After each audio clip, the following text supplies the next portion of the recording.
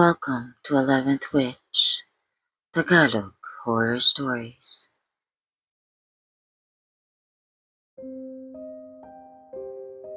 Hi Miss 11, tawagin mo na lang po ako sa pangalang Rika.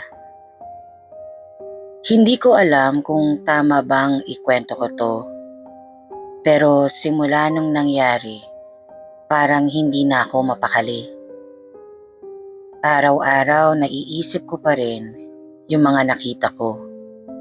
At minsan pakiramdam ko parang may nakatingin pa rin sa akin.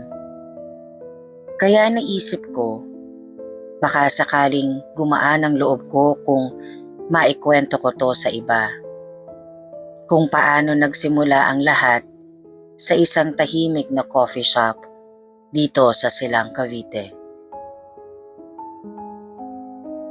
Ako po ay nagtatrabaho bilang barista sa isang bagong bukas na coffee shop dito sa Silang Cavite. Mga 10 to 15 minutes drive papunta sa Tagaytay. Hindi ko na po babanggitin ang pangalan ng coffee shop. Nature-inspired daw, chill, aesthetic ang theme ng newly opened shop. Ang ganda talaga ng lugar, promise. May mga puno ng nara, akasya at balete sa paligid. At yung iba sa gitna ng mismong open space pa nakatayo. Nung una, sabi ng mga may-ari, ayaw daw nilang putulin ang kahit anong puno kasi gusto raw nila ng eco-friendly vibe. Hindi nila alam, yung pala ang magiging dahilan kung bakit ako nagsusulat ngayon. Nung soft opening namin, sobrang saya. Ang daming pumunta, mga bikers, couples, barkada na galing Tagaytay. Ako pa nga yung naka-assign na closing shift kasi sabi nila ako daw yung pinaka-maaasahan. Sa totoo lang, gusto ko rin yung ambience, lalo na pag gabi. Malamig, may mga alitap-tap, tapos may amoy ng kape at punong kahoy. Pero habang tumatagal, napansin ko na parang may kakaibang presensya talaga doon, lalo na sa likod ng shop. May isang malaking puno ng akasya doon, as in sobrang laki. Sabi ng mga construction worker dati, muntik na nila yang patambahin nung ginagawa pa lang yung shop. Pero may nangyari daw. Na-aksidente yung foreman. Biglang nahulog sa scaffolding kahit maingat siya. Simula noon, hindi na nila ginalaw yung puno. Una kong napansin yung amoy ng tabako. Hindi yung ordinaryong sigarilyo Parang matapang, amoy lumang dahon na sinusunog. Lagi kong naaamoy yon kapag closing time na, mga 10:30 p.m. Wala naman akong kasamang naninigarilyo, tapos yung guard nasa harapan pa. Isang gabi, habang naglilinis ako sa labas, may nakita akong parang anino sa taas ng acacia tree. Malaki siya, parang hugis ng lalaki na nakaupo, nakasandal. Tapos may umiilaw na parang pula. Akala ko sindi ng sigarilyo. Napaatras ako, pero pagtingin ko ulit, wala na. Kinabukasan, nagbiro ako sa isa kong kaibigan na crew din sa coffee shop. Sis, may tambay ata sa puno niyo Sabay tawa siya. Naku, baka si Manong Kapre lang yan. Huwag mo nang pansinin. Akala ko joke lang nung una, pero hindi pala. Ilang linggo pa, dumating yung bagong hire namin na si Janelle. Maganda siya, maputi, sinita, at mahinhin.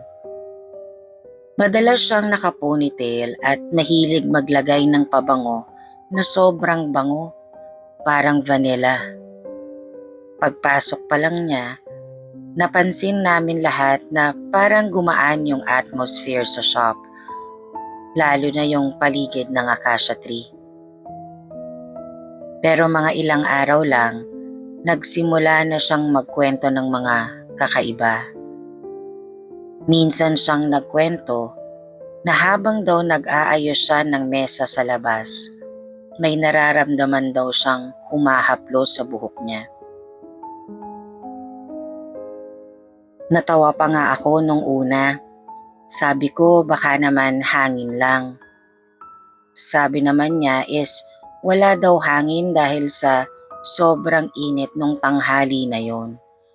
Tsaka yung pakiramdam daw ay parang kamay daw talaga.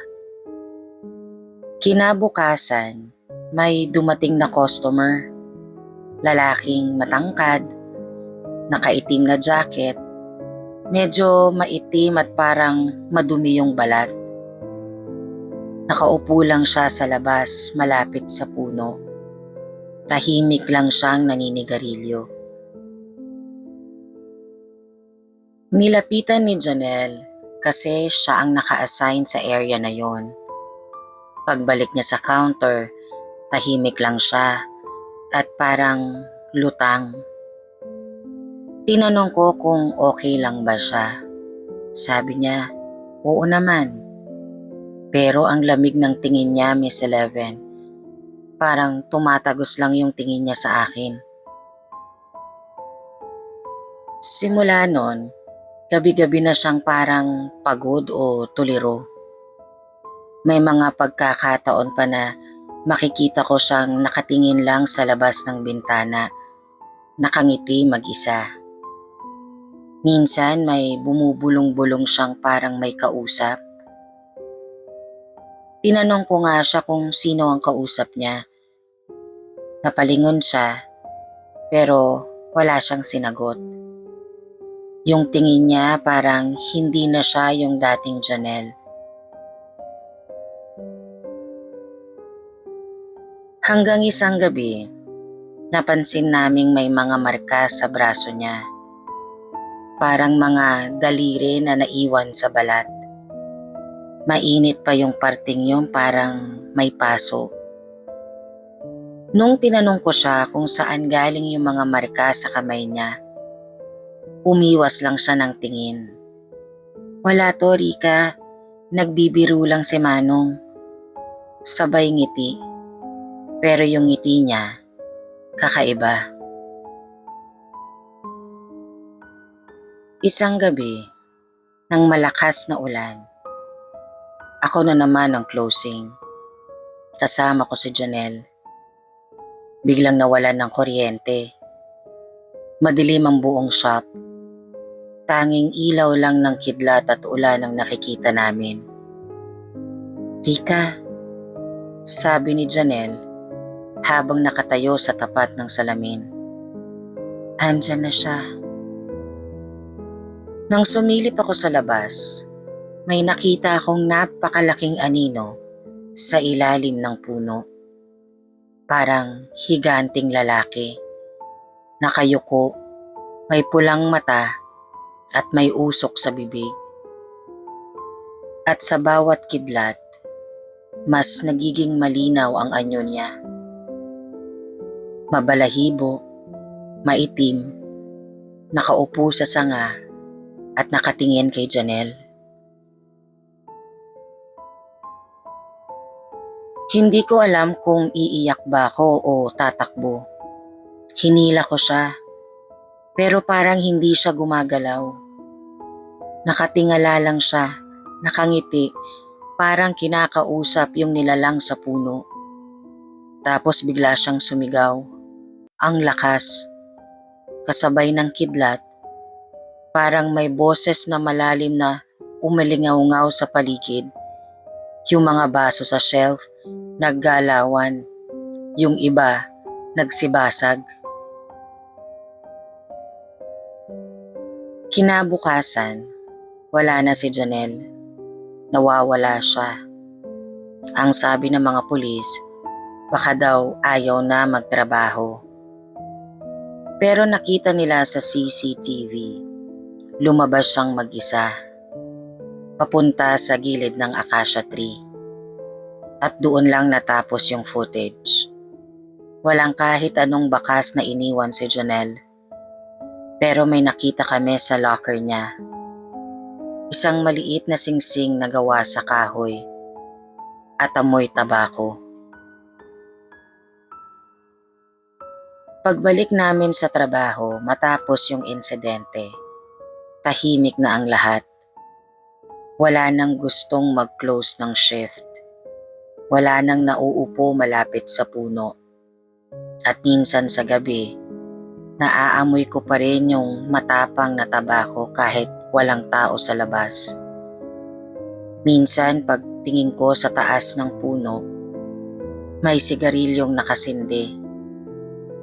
At sa tabi ng ilaw na yon, parang may mahabang buhok na babae, nakayakap sa isang higanting anino. Hindi ko alam kung nasaan na si Janelle ngayon. Pero bawat gabi, bago ako umuwi, sinisigurado kong hindi ako titingin sa puno. Kasi sabi nila, kapag tumingin ka sa kapre at nagustuhan ka rin niya, hindi ka na niya pakakawalan.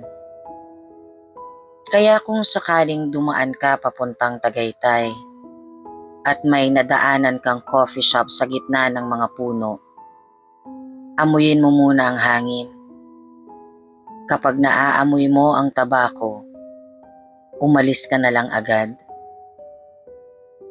Maraming salamat po Miss Eleven sa pagbasa ng kwento ko. More power po sa inyo at sa inyong channel. Ako po si Rica, taga Silang Cavite, at ito po ang kwento namin ni Janelle.